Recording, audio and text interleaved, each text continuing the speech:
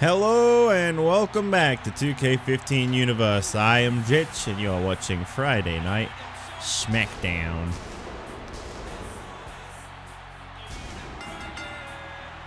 The following contest is scheduled for one fall.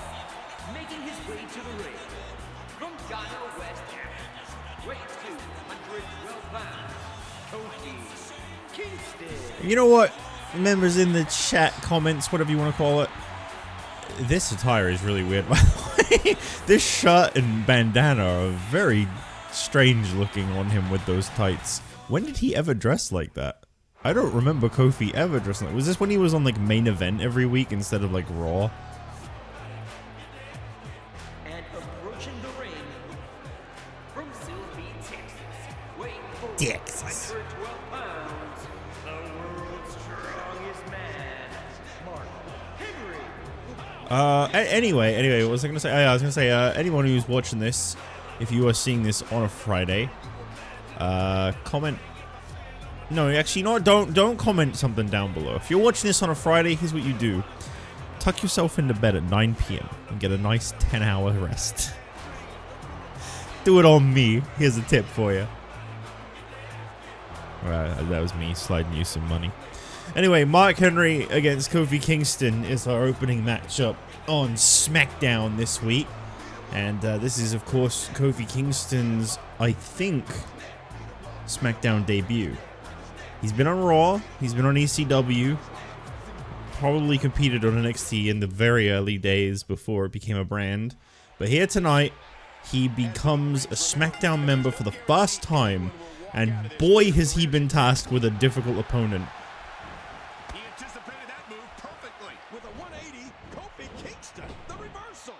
I've got this new thing that started happening. Sorry if I go a little quiet occasionally, but this new thing that started happening where Blackjack, this is really awesome, right? He starts laying on top of my external hard drive and it causes it to overheat. It's really cool. I don't know why he started doing it, but he has. Probably because it gets warm, although it's July, so I don't really know why he's looking for warmth. Anyway, that's not really relevant. Crucifixed by Kofi. So, obviously, right now, Dolph Ziggler has recently set his sights on Daniel Bryan, the Intercontinental Championship, saying that he brought Bryan into this business, and he despises the fact that Daniel Bryan has held a singles championship in the past year where Dolph has not, since SummerSlam, which is coming on to a year ago. Was it SummerSlam he lost? Yeah, it was. He lost the US Championship to Cody Rhodes back at SummerSlam. And he's decided that Daniel Bryan owes him an opportunity at the Intercontinental Championship. Now, Daniel Bryan will be facing off against Damien Sandow tonight. Sandow is a proven contender for the Intercontinental Championship right now. He has not earned in a contenders match, so to say, but he is definitely impressed time and time again. Now, Mark Henry, of course, you know this guy, a former world heavyweight champion. Kofi Kingston, at one point a top contender for the US Championship over on Raw. This is an important match for the both of these two right now to kind of just get their careers a little more back on track, so to speak, as neither one of these two has had much in the way of an opportunity in like the last month or so. And you know, that's the thing is these rosters, you know, there's a lot of hidden gems on both the Raw and SmackDown rosters, and especially over on NXT, that I'm sure we'll get plenty of time to be showcased as the season goes on. You know, there'll be people that will kind of fluctuate in and out of competition. One match where you might see some very interesting competitors is our fourth match here tonight, as Payback is drawing nearer, and Paul Heyman, being the devious, strange man that he is, has decided that because the Primetime Players have been knocked out of contention the Tag Team Championships by losing their recent title match, and because the United Kingdom have imploded and Ryback is holding a Hardcore Championship, there are no teams here on SmackDown other than the Wyatt family to pursue the WWE Tag Team titles right now. But Paul Heyman feels that the Wyatt family still have a little bit to do before he considers giving them a title opportunity.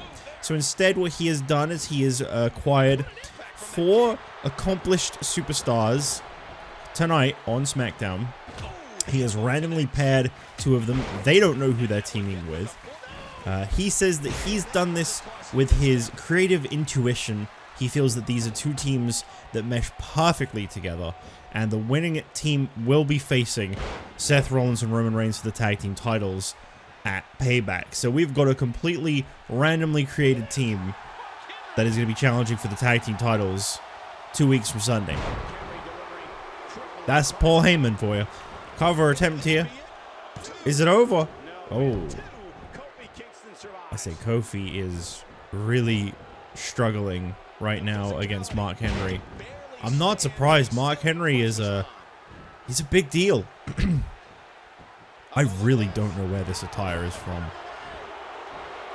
By the way, I don't remember this Kofi era at all. Cover attempt by Kofi off the boom drop, and only a 2. Kofi looks incredible in this game, by the way. Trouble in Paradise. Okay, that was interesting.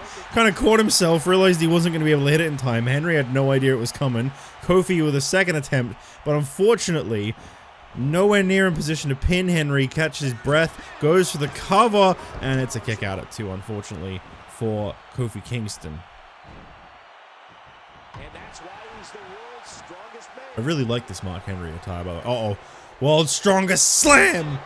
Holy moly. Into a oh yeah, that's right.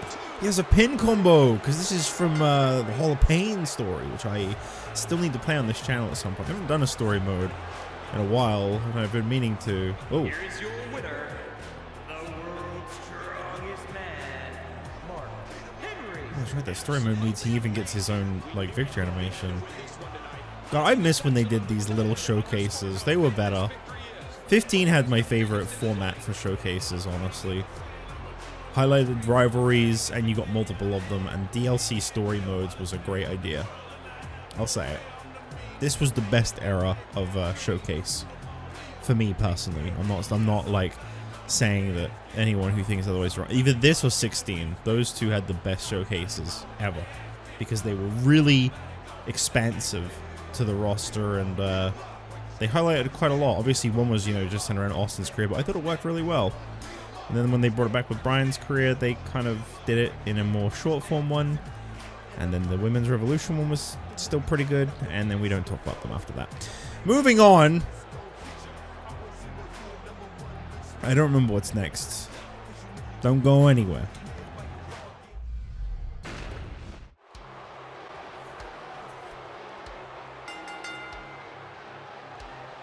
The following contest is scheduled for one fall. Making his way to the ring, accompanied by Ryback. From Minneapolis, Minnesota, weighing 228 pounds, Curtis Axel. You gotta love them absolutely terrible mashups. You gotta love them. Well, it is Curtis Axel of Ryback that's competing here tonight. The Hardcore Champion going to be sitting this one out. But one man has taken exceptional notice of the numbers game that these two have been playing, the way they've been feeling so complacent in their position here on SmackDown. And he said, you know what? I could probably take down the both of you. Well, handicap matches don't exist in 2K15. So tonight, the Big Show is taking a stand against Curtis Axel. Oh no, Beanie Show.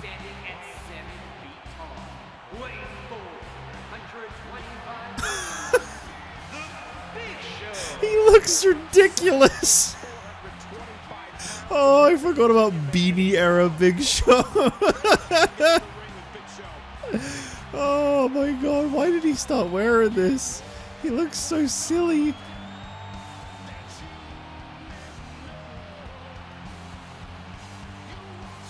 What a strange, strange time.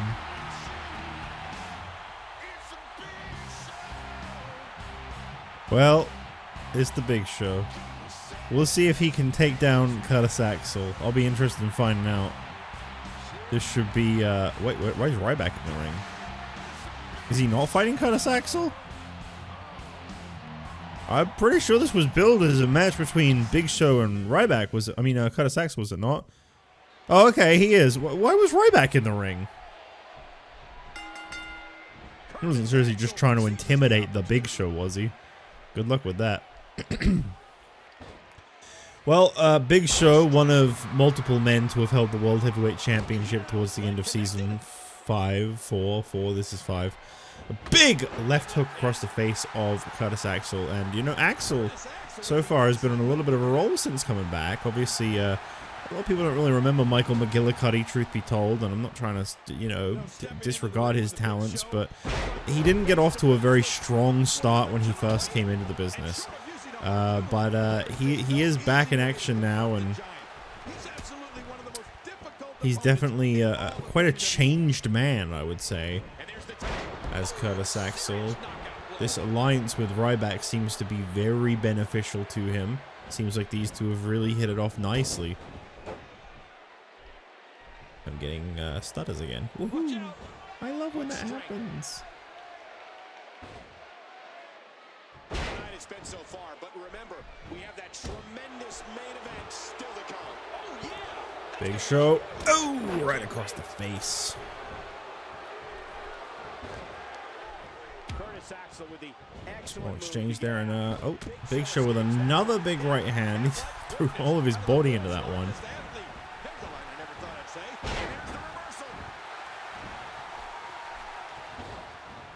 Coming up next, the Intercontinental Champion Daniel Bryan set to go one-on-one with Damien Sandow. You don't want to miss it. It's coming your way up next. Coming in your way. What is our main event today? I don't entirely... Oh, that's right. Andre the Giant and Seth Rollins. So, obviously, it has been set in stone that... Oh, Ryback, livid. Yes, it has been confirmed that Andre the Giant, instead of going for a rematch for his Intercontinental Championship at Payback, he is going for the WWE Champion, Dean Ambrose, after having defeated him. Ambrose is going to try and give Andre some payback, but Ambrose has got a special stipulation over the next coming weeks, which is that Andre the Giant will be facing Seth Rollins here tonight. He'll be facing Roman Reigns next week. And if he beats either one of the two, they will both be banned from ringside. So obviously this is to help ensure that Dean Ambrose does not have anyone in his corner for their WWE Championship match. And considering Ambrose is 0-2 with Andre at Payback, he could probably use some backup. We'll see if Roman or Seth can knock off Andre in the coming weeks, though.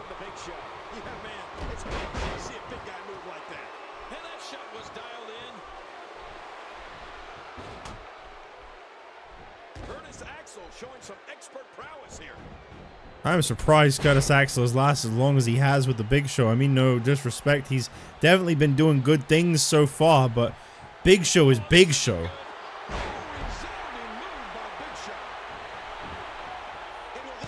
Man that is closest to 100 career wins, and there it is. That's probably like, what, number 81? Why's he holding his face? Does he think he's gonna cry? Oh no, is this crying Big Show era? Oh my god, his face! What did they do to him? From a distance, he looks alright, and then when it gets up close, he looks really weird in this game. He looks really sad. He looks like he's had enough. Well, anyway, we're moving on. Daniel Bryan and Damien Sandow. This one, I feel, is going to be a show stealer.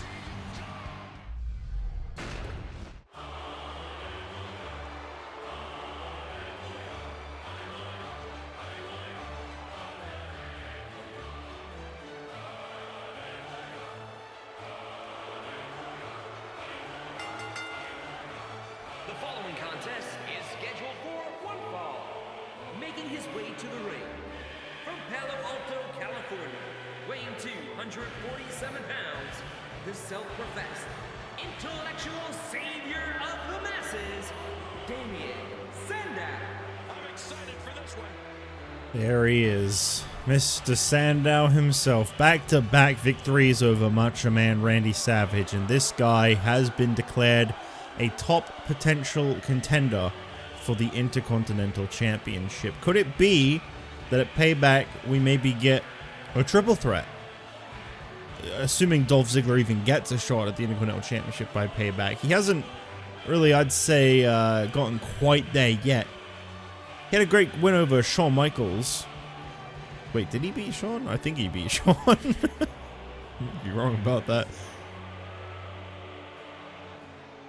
Yeah, let me fact check real quick. I'm pretty sure he beat Shawn Michaels, right? That feels correct. And approaching the ring from Aberdeen, Washington, weighing 210 pounds, the Intercontinental. Yes, he did. Daniel. Well, Daniel Bryan, Intercontinental Champion. Very proud in possession of that title. And you know what? I keep saying it, but this man has really... You want to talk about people who turned their career around. This might be the biggest, like, example of that we've ever had. Daniel Bryan, towards the end of all of Season 4, I would say, not much of a winner. But the very moment Season 5 started, it's like a breath of new fresh air just kind of came over this guy. New life, completely. And so far, he has not lost a single one-on-one matchup. He has not been pinned or submitted in Season 5. Sandow could be the first to do it. He has also, I believe, not lost a match this season. Sandow has defeated the likes of Batista and Randy Savage so far this season, I believe. I think he beat Batista in a draft match. That sounds about right. I think that's about the only thing he's done so far this season, but even still, not to be sniffed at.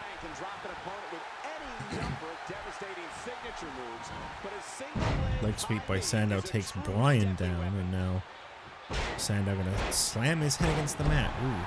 Ooh. Sandow coming in fast and very aggressive. This really feels like a pay-per-view match. I'm gonna be completely honest. Yeah, this to me feels like two very big deals on the SmackDown roster. I know Sandow, to some, may have fizzled out. I don't think he ever really stopped. You know, I feel like going from European champ to US champ to World Heavyweight, to Money in the Bank to World Heavyweight Champion. And then I think he quite quickly bounced from World Heavyweight Champion to World Tag Team Champion. I think there might have been a very small, dull period in between World Heavyweight and World Tag Champ, maybe. But I would say all around, Sandow has been just non-stop with how impressive and successful he's been.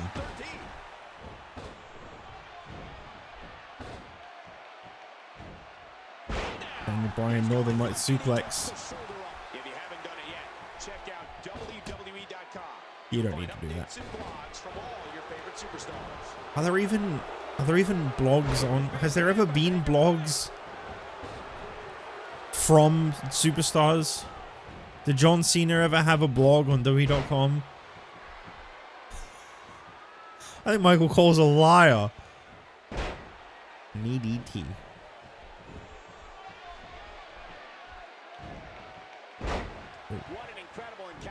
Bryan really staying on the offense. He's not giving Sandow any breathing room. That tag match coming up next has really got me intrigued. I don't know who Paul Heyman has scooped up from the SmackDown roster and paired up together, but I'm very interested in finding out who's going to be in it. Obviously, this is an immediate Contenders match, too. You got two randomly paired people that Paul Heyman just feels would be a good pairing, and then they're going to be teaming up. Putting a lot of trust in Heyman with that one. Cover from the crucifix on near one. But that's about it. It's been some night here on Friday Night SmackDown, and we're still rolling. And there's the reversal. He was able to reverse that. Sandow definitely putting up more of a fight than Bryan's more recent opponents. Looking at you, Scorpio. Into the corner. And, oh, wow. Shoulder first into the turnbuckle. Daniel Bryan getting a lot of control over Damien Sandow once again. your name starts with D, it's a good time to go for the Intercontinental title. Dolph, Damien, Daniel, Shield.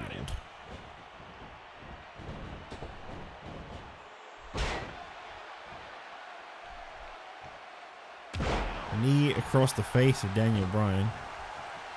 Sandow and Bryan really tying it up here. As I said, I was expecting this one to be competitive. They've definitely delivered. One thing I'm really disappointed the AI doesn't seem to know how to do. And I don't want to see it like every match, but you know, it is something I was expecting to see a little more than I have so far. Is the this game had that OMG moment where they do the outside dive.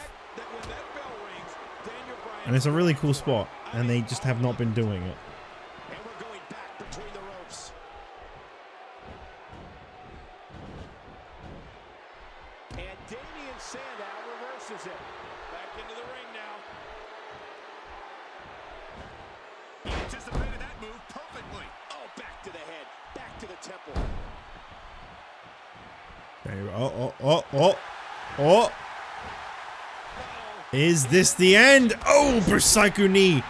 I don't think anyone's kicked out of this move yet. Not even Andre. Okay, maybe. I don't think that was the first time. Andre did not kick out of it, though, and that really was a surprise. The thing I love about this... Oh, boy. You're welcome.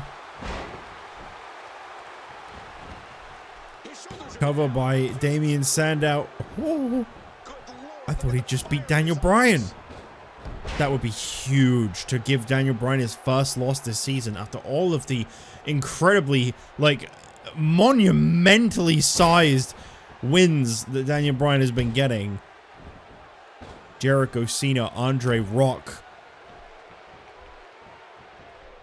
Just anyone who's a big deal, Daniel Bryan's beaten them, it seems.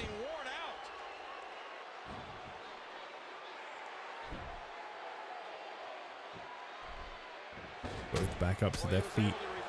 Really feel like they're slowing down a little bit here. It's only a matter of time, really.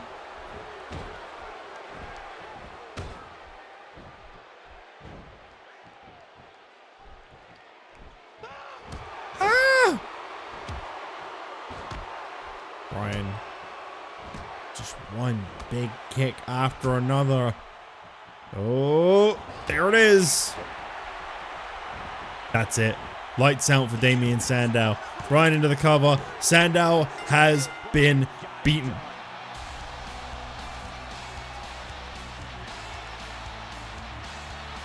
Here is your winner, Daniel Bryan. I understand that Dolph feels he is very entitled to a title opportunity against Daniel Bryan, but I hope he realizes what he's signing up for. I hope he realizes Daniel Bryan is no pushover. This is not the Daniel Bryan that debuted in the corner of Dolph Ziggler 3 years ago. This guy has come a very long way. Technically speaking, Andre going for the WWE title implies Daniel Bryan could easily be going for the WWE title right now. But there you go. It's time to find out who will be challenging for the Tag Team Championships at Payback. I got nothing to say. I don't know who's in this match. Let's find out.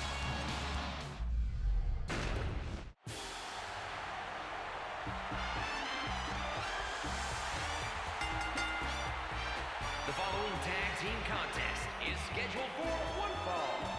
On the way to the ring, Fandango. It's about that time. Yo-ho-ho! Look who's out first. Oh, baby. Paul Heyman is a believer. He sees the vision. Fandango is in the tag title contenders match.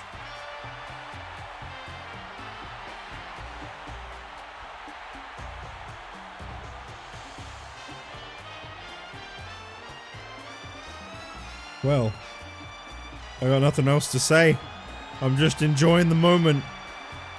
Fandango getting recognition. The only question on my mind is, Who else? Who else is in this match? Who is Fandango's mystery partner?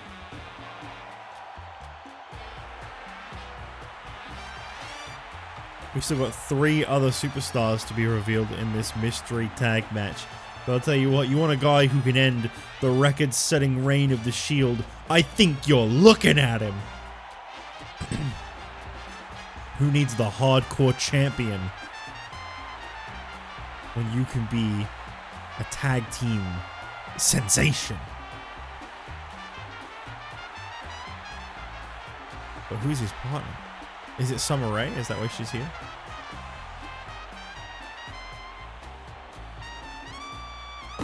I always forget this part of his song exists. Like,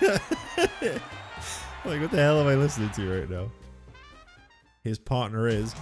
Whoa! What a privilege! For Sean, that is.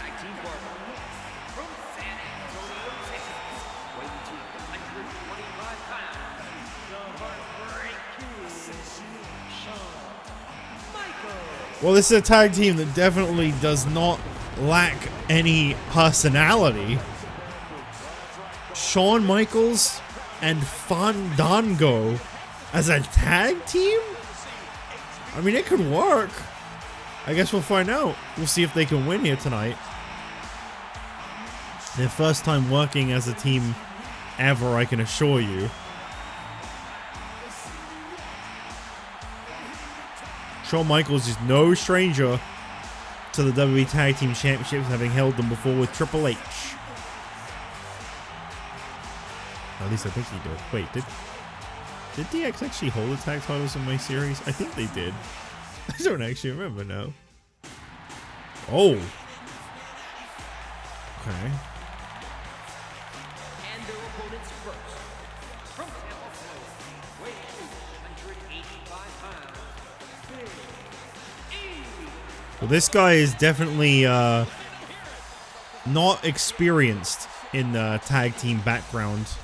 It's probably the best way I'd phrase that. I like Big E a lot. It's not meant as any kind of disrespect. I mean, he's incredible. I think he can make it work with a tag team partner, but yeah, definitely not got the experience as a tag team competitor. So depending on who his partner is here tonight, this could go really well or really bad. Fandango's been blessed here tonight with an incredibly good tag team partner, a tag team specialist.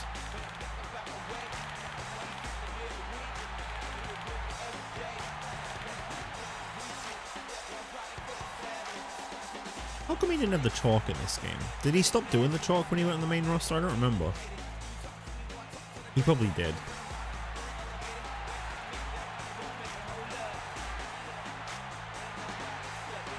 Well, who is Big E's mystery? Whoa! Now this is a different pairing. Naked Austin. From Victoria, Texas. He's naked. 52 pounds. Stone Cold Steve Austin.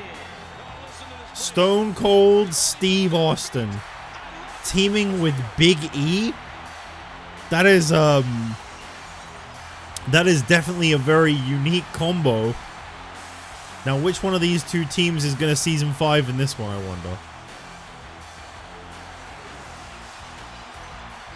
Stone Cold Steve Austin.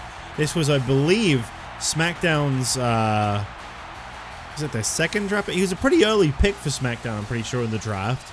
This was one of the ones that Heyman handpicked to come here to SmackDown. We've been waiting for his arrival.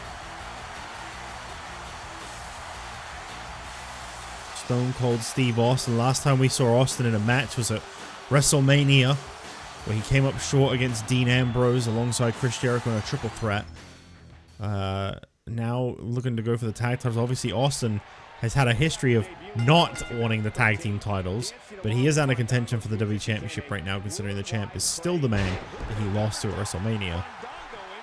Ambrose, one of a very rare few, if you ignore all of the Season 4 instances, to actually make Stone Cold Steve Austin tap out. And that is no joke. That is a huge accomplishment if you ignore Season 4.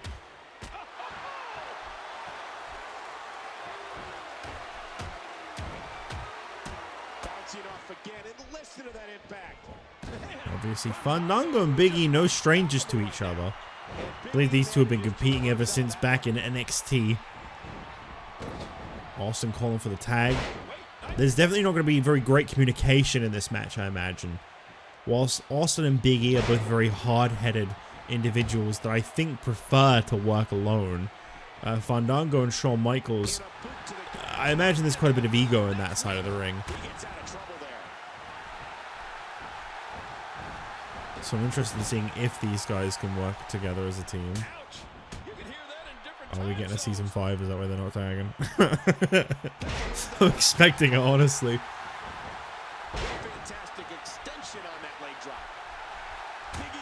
I hope not. It means I have to restart the game. I hate having to restart the game every time.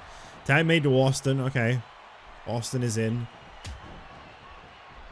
Big E so far has not actually won a match since coming to SmackDown from NXT. This feels like real life NXT call-ups. Because he's being fumbled right now. Oh, Michael's getting a cheap shot in. He anticipated that move perfectly. He's got him up. And Michael's calling for a tag from Fandango, but obviously Dango feels he's in control. There you go, there's the tag made. But at least he responded. Took Austin calling for the tag from Big E quite a few times before Big E actually made it. Michaels asked for it once and immediately got it.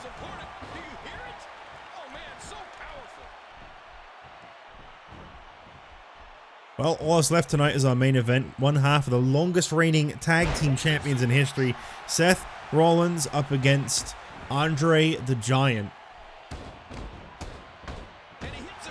Rollins and Reigns, who have been champs for about 200, probably 15, something like that days. 212, 22, sorry.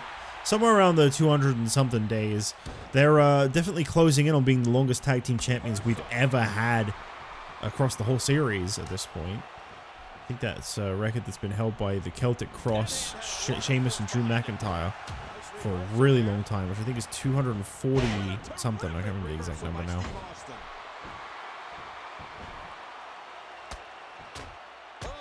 I might be wrong about that. They might have already surpassed them.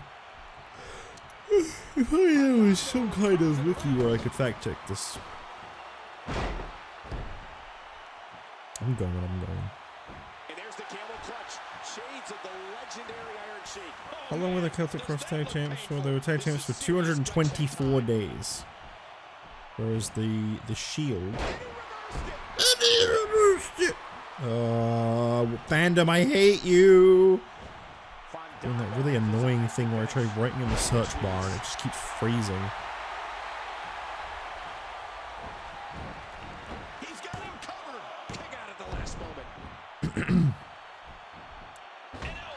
The Shield have been tag team champions for, I believe this would be their 207th day, something like that. Assuming I got that right. Payback, they'll be 1 day short of setting the new record. So it will come down to Payback if they become the longest tag champions of all time or not. Austin with a stunner on Fandango. Austin goes in for the cover on Fandango. Shawn Michaels in the ring and he breaks it up. Well, it's good to see some mutual investment in this tag team matchup. Obviously, we got randomly paired teams here tonight, so you never know how much these guys are willing to even work together. I mean, to be fair for Austin and Michaels, this has definitely gotten them a spot on the show. They haven't really been utilized lately, so I guess maybe they're making the most of that. For Big E, I think he wants to finally pick up a win. Really feels like a left field to see Big E taking as many losses as he has. But I mean, admittedly, he's only been up against Andre and Daniel Bryan so far. And those two are definitely some of the top dogs on SmackDown right now. And then Fandango, fresh off the back of losing the Hardcore Championship. Yeah, I think everyone's got a little something to gain from this match tonight. Obviously, a championship opportunity at a pay-per-view is still a big deal regardless of who you are and your background.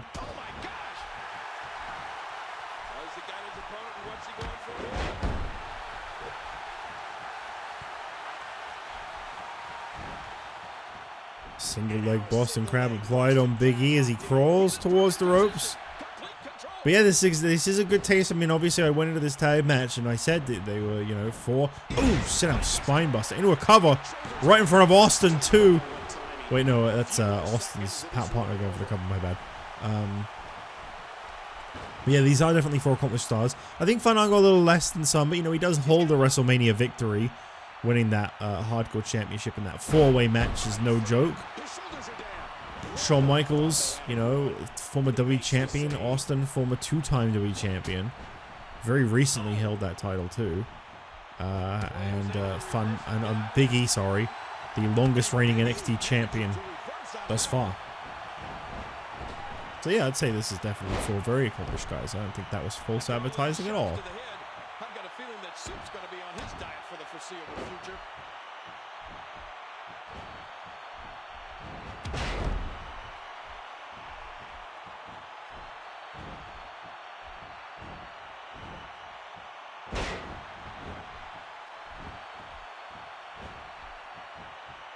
Michaels calling for the tag for Fandango. Will he deliver? Nope, Fandango going for his leg sweep.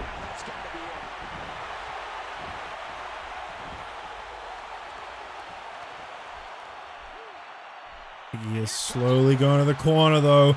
That leg sweep took a lot out of Fandango, but he's back up. Oh, no, Austin knocking him down. Gets Shawn Michaels. Austin's center of the ring with Fandango. Oh, no, reversal. God, imagine if Fandango pins Stone Cold Steve Austin. Talk about the most iconic victory of all time. Right there. Fandango going over and striking Big E. That was a mistake.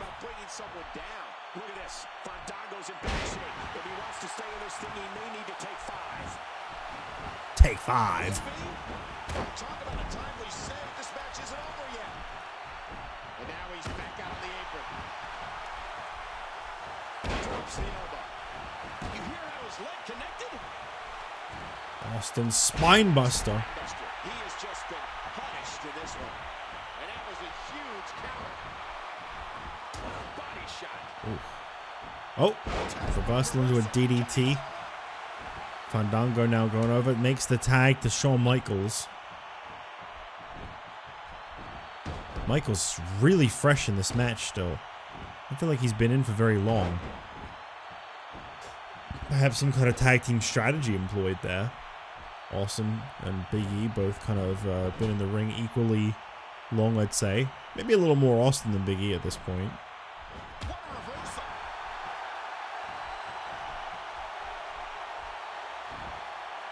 Oh, fisherman suplex into a cover. And oh my god, I thought that was it right there.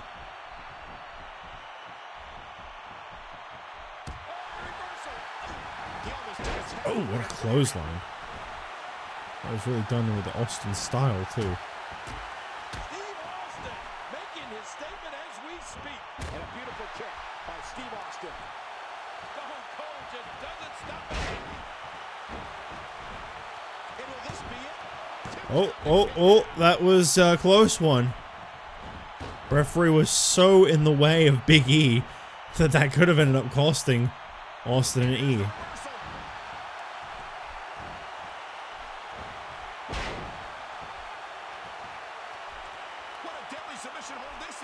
Stretching Austin out, Shawn Michaels. Oh, forearm here by Fandango. Michaels has still got Austin in position. And Big E finally was able to break that up, but has the damage been done? Austin was locked in that for a long time.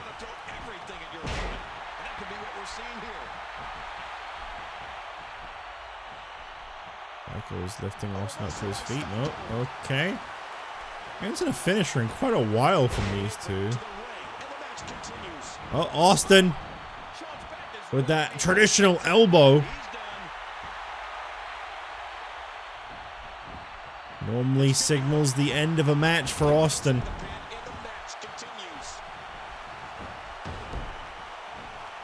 Michaels just will not stay down. Fandango right there to help him out. Big E, if I were you, I'd get in there. I'd take Fandango out right now. He's too busy celebrating. And Michaels' arm was in the ropes. Might have been the only reason that stunner didn't finish the match right there and then. I don't know if tagging in Fandango right now is such a great idea. I guess he did just take a stunner. That's what makes him so dangerous. Steve Austin doing Austin has become unhinged. Oh, and a terrific reversal by Steve Austin. Wow, what impact. Oh, I'm going to say, HBK has a way of bringing out the best in his opponents.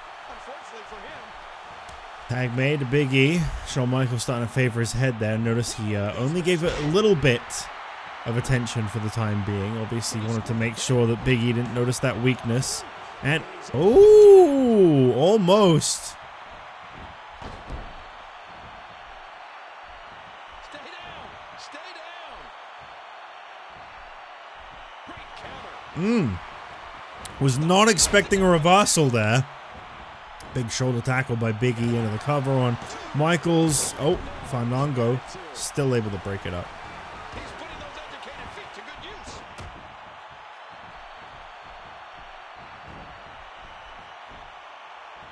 Guys, come on, wrap this up.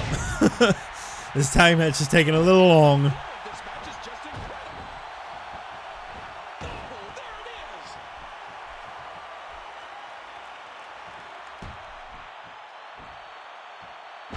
There's the reversal by Shawn Michaels. Uh-oh. Michaels looking forward again. Last time he tried this, Big E reversed it. We're going to get him this time. Right in their corner, too. No, Shawn. No, don't kick. Cover attempt. Is it over? Referee takes way too long to get in position. That was only a 2. Really small ring, really slow ref. Oh, tag matches.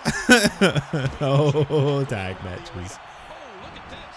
He's hurt. He's hurt bad. I was listening to the Deadlock podcast, and they actually asked on one of the episodes, has there ever been a game where tag matches have been fun? He leaps into the air for a flying forearm. I think 19 was fun. I think I remember in TNA, the tag matches were like crazy. On my TNA universe, I did for a little bit. We've never seen before. I think they were pretty crazy in that. That's about the best I can really say. I couldn't vouch for much else, but I think they were very like competitive and like flowed well. Whereas in like a lot of the other games, it's the same thing of like they go for a finisher, the other guy comes in, he breaks up the pin. And it just happens all the time. The only thing they really need to do is add a rule where like you can only run in so many times. Which I think was actually something they said in the Deadlock podcast, I can't remember. But like, yeah, if they just added a rule where like there was a limit to the amount of times you could run in. So you had to pick it. And then you get disqualified or like the game just wouldn't let you. One of the two, I don't know. That'd fix it, honestly. That's where the more emphasis on stamina really comes in. Because like it's there in this game, but they recover it when they're in the corner and then they're so quick to get across the ring because they also shrunk the ring in this game.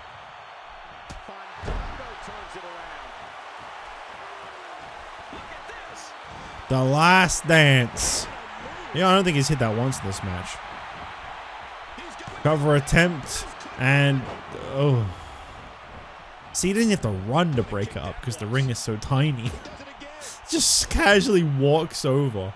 Referee is really slow and the ring is really small.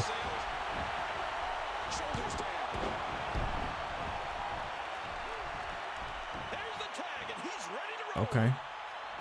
Shawn Michaels tagged in. So yeah, we probably won't see very many tag matches this season either. Because I can't sit through these for too long. These put me off recording when they go this long. Just because there's only so hyped you can be for a match before it's like, alright, that's enough.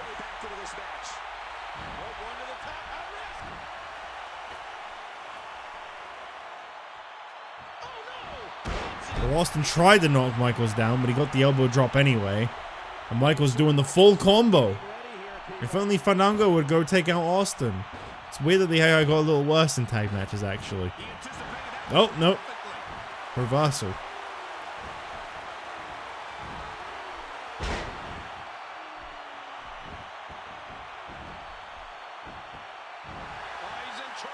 Big E now looking for the big ending.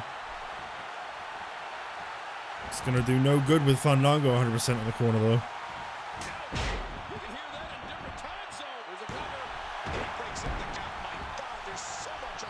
Well, I hope whatever team makes it out of this one a winner decides to stick together for a good long while after all they've gone through tonight.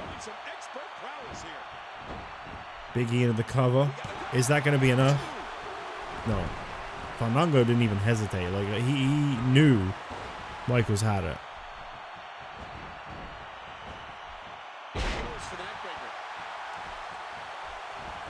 I wonder if any chemistry is developing between these tag teams throughout this match. If they're starting to feel it a little bit.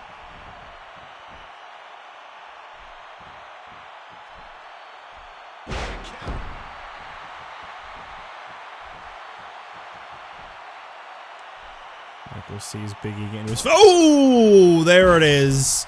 There it is. Let that be it. Let that be it. There you go. Big E and Austin, a solid showing. But Michaels and Fandango are getting a tag title opportunity at Payback. Is this a team that has longevity to it? Do you think this is a team that can stick together and continue to be a team for the foreseeable future?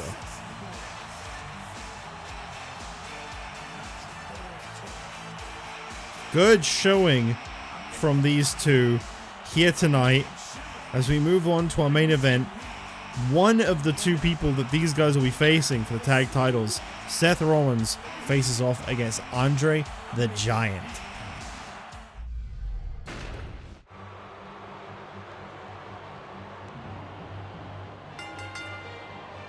The following contest is scheduled for one fall.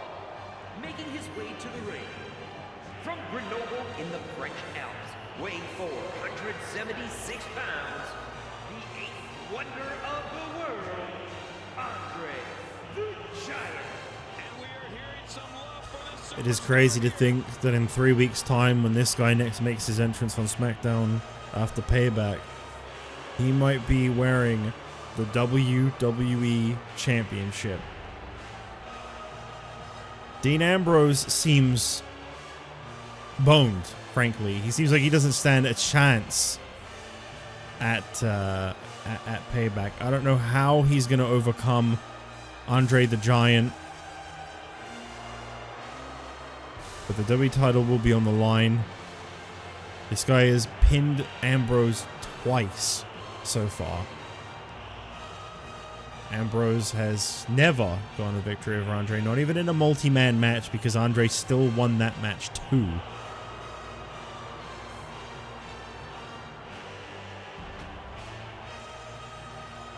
And Ambrose has, in his own right, been very successful.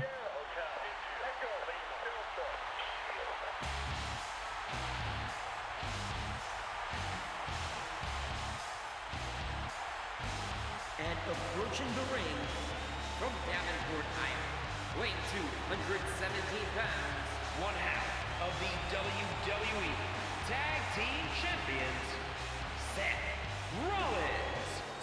Well, as I've said before, Seth Rollins, one half of the record-setting tag team champions with Roman Reigns, now knows that he'll be defending the tag titles alongside Reigns at Payback against Fandango and Shawn Michaels. An unexpected, unpredictable tag team combination, something they have never gone up against, which could be a real game changer. That's a tough one to brace yourself for. But I think the Shield all tend to welcome the challenge if they're anything like Dean Ambrose. Very quickly shoving Seth Rollins off. Now obviously, Rollins now here tonight has been tasked with trying to do something that Ambrose has not been able to do, which is beat Andre the Giant. And if Rollins loses, he will not be allowed to be in the corner of Ambrose at Payback, and then vice versa. Next week, Roman Reigns will face Andre, and the same thing applies there. If he can't beat Andre the Giant in the singles competition. Roman will also be banned from ringside. Roman was present for Ambrose's W title defense against The Rock back at Backlash and wasn't even needed. Dean Ambrose dominated The Rock. Sent him packing, and I don't think we've seen or heard from The Rock since. I don't know when we'll next see The Rock, but obviously, you know, The Rock, he's a very proud. I don't know which word I was trying to say there. He's a very proud man. I'm going to go with that. And that will have absolutely shattered his ego to have been dominated the way he was by Dean Ambrose.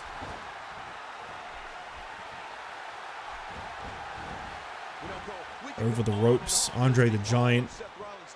Definitely two very different fighting styles here. I will say when it comes to the Shield against Andre the Giant, I would say, you know, pound for pound in terms of wrestling style, I think Roman Reigns is the one that could match Andre the Giant the most as the powerhouse of the three. Shield is a total package, you know. You got your kind of more technical based, fast paced, high flyer in Seth Rollins, you got your powerhouse in Roman Reigns, and you got your all-out just madman in Dean Ambrose. Hardcore would be the term there.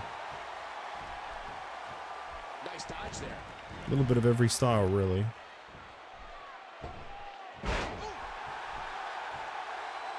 I'd say Rollins might be the most rounded of the three, but I don't want to start pitting them against each other. When you weigh 520 pounds like Andre the Giant, it only makes sense to finish off your opponents with a sit-down splash. I can't even imagine what it must feel like. Well, at least we know this match won't go nearly as long as the last match did. Ouch. Please stop trying to sit on my hard drive, man. I don't know why you've started doing that just today. And he breaks the hold. I guess he wants to try something else. I don't know what more you'd want to do to another man. Oh, what a headbutt. And it seems like so far it has been all Andre in this one. Rollins has really struggled to get going. And I want to remind you again, currently a record-setting reign going on for Rollins right now. Really, I'd say it kind of sums up just how untouchable Andre has been. Oh, come on now. Come on now. Come on now. All right, that's enough. Cover attempt off the buckle bomb that he definitely would be able to do to Andre, yes. And he went for the sliced bread, but Andre reversed it.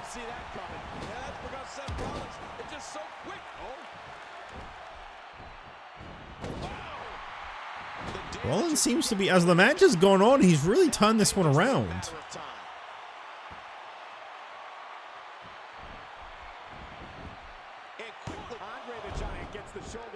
These competitors are giving it everything they have. I love SmackDown. Oh. SmackDown's all right. Andre, just the way Rollins can look so small on the shoulder of Andre is crazy. Rollins is not a small guy. His shoulders are down. Seth Rollins A new one. This has been a war. Seth Rollins finds a way out.